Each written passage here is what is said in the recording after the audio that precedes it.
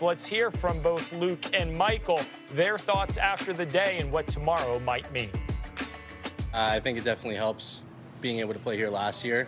You just have more course knowledge, more experience out here. But yeah, I mean, that's kind of why us amateurs, we try and get as many pro starts as we can. These past couple of years, gotten, I think, 6, 7, something like that, just to kind of get ahead of the curve a little bit and see what it's like, get some data points under your belt. So yeah, it kind of just feels like another tournament at this point, very similar to last year. But yeah, it just kind of feels like another round of golf out there. It was good. It was definitely a grind from that back nine for sure. But I definitely grinded for sure. Definitely coming on 17, hitting that drive, and knowing that I'm going to have 250 in for a third shot was pretty brutal. But knowing that if I could just kind of make a par here and hit 2 good shots on 18 and make birdie, I can be somewhat in contention for tomorrow. And it's just exciting. What have the last 2 weeks, obviously being in contention last week as well, taught you about yourself and your game? Realizing that, it's possible to be out here and win. That's my goal. And, I think since U.S. Open to here, it's been a lot of progress, a lot of learning, I'd say. Just really within myself. I think it's been, I've had a lot of close losses over the last couple of months, and, I've really wanted to win a lot, so I'm trying not to let that get in my mind and screw it up for me. I'm going to try to stay in my process again and keep going. Most golfers at most levels say you learn a lot from failure or losing. You just heard Luke Clanton say it. 2 straight weeks, a chance on Sunday. It is a very common question and refrain we ask of the players. What have you learned from that last time? But for Luke Clanton, who's still a junior in college, what can he take away from the Rocket Mortgage, the indifferent Sunday that maybe has a different ending come tomorrow?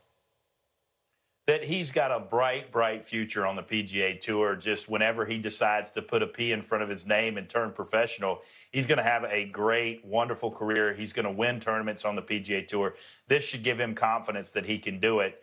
No question about it. Now, what do you learn during this process as well? There's his coach, Jeff Leishman, watching. What you learn is how was I feeling? What was I doing when today with the putter was not performing. In fact, he lost over 1.5 strokes on the greens. He was 63rd in the field in strokes gained putting, and this is a guy who was 7th yesterday. So a big fall off there. But the great thing is he got that bad putting round out, and he still technically has a chance. It may have been something he was thinking. It may be something technical. That's what they're trying to figure out. But usually in putting, it's almost always something in how you're thinking or how you get out of rhythm or out of your routine. And, again, Jeff is so good at getting you mentally where you need to be that I think, that's part of the reason why Luke is so good. But you mentioned the intangibles, Steve, in the pregame show, all the things that he has, a positive person. Those are such great attributes. We're going to talk about Jordan Spieth in a little bit, but Jordan seems to be getting into the negative spiral other than today.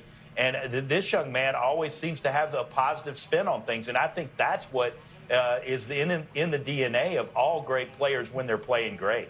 Yeah, extremely talented, supremely confident, and the most positive person Trey Jones, the head coach of Florida State, has ever had on his team. You put that recipe in the pot for tomorrow, knowing the ability that he has to go low. And we just heard from Luke and Michael Thorbjornson, Trip, and it certainly wasn't a laissez-faire attitude, but they're like, well, it's just golf. It's just another round of golf.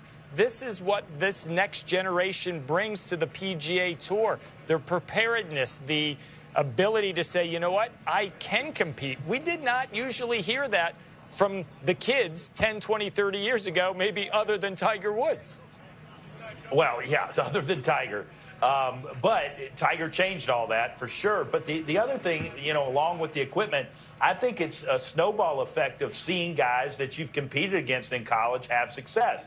Luke Clanton competed against Nick Dunlop and saw him go and win a tournament. He knows, hey, I beat Nick Dunlop over the course of, at times in college. So I know if Nick can do it, I can do it. So there's that snowball effect for these guys that are having success. And you mentioned Michael Thorbjornson, and seeing Ludwig Oberg coming out of the PGA Tour University as #1 player. He says if he can do it, I can do it. It's so that's part of the reason too why we're seeing these young men making such a big splash in such a big way quickly. Yeah, the PGA Tour U ranking a wonderful initiative 4 or 5 years now. These guys have a path somewhere to play if they earn it and spend 3 or 4 years in college. So I think the blueprint is in place for more players like Oberg, Thorbjornson, and Clanton to have a ton of success on the PGA Tour.